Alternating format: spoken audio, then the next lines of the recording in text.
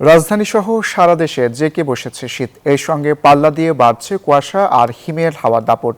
কনকনে ঠান্ডায় স্বাভাবিক জীবনযাত্রা ব্যাহত হচ্ছে।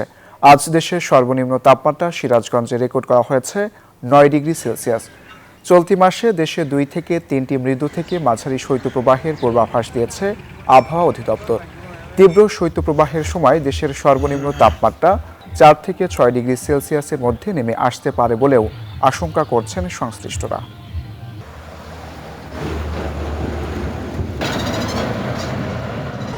এই মুহূর্তে আমি অবস্থান করছি রাজধানীর কারণ বাজারে এবং আবহাওয়া অফিসের তথ্য মতে গতকাল সকাল 9টা থেকে আগামী পরবর্তী সময় 120 ঘন্টা পর্যন্ত কিন্তু এরকমই কুয়াশার দাপট থাকবে বলে জানা গেছে।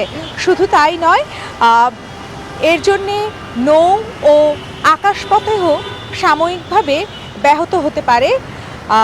এছাড়াও যদি বলি, বর্তমানে শীতের তাণ্ডব অতিরিক্ত হওয়ায় কিন্তু সাধারণ জনগণ যারা আছে, যারা আবাসহীন, তারা বেশ ক্ষতির সম্মুখীন হচ্ছে। একই সঙ্গে কয়েকটি জেলার উপর দিয়ে মৃদু হাওয়া শৈত্যপ্রবাহ বয়ে যাওয়ার বিষয়েও অবগত করেছে আমাদের আবহাওয়া অফিস। আগামী দিনগুলোতে দেশের বিভিন্ন অঞ্চলে তাপমাত্রা আরও বৃদ্ধি পাওয়ারও বিষয়ে অবগত করেছে আবহাওয়া অফিস।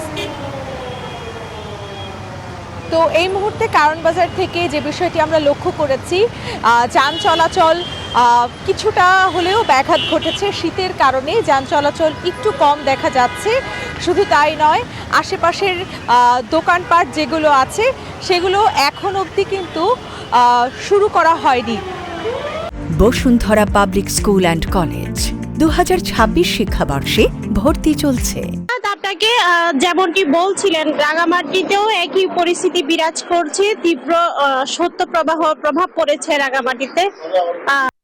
হাওয়া এবং হিম যে শীত, সেই শীতের কারণে আসলে যারা সাধারণ মানুষ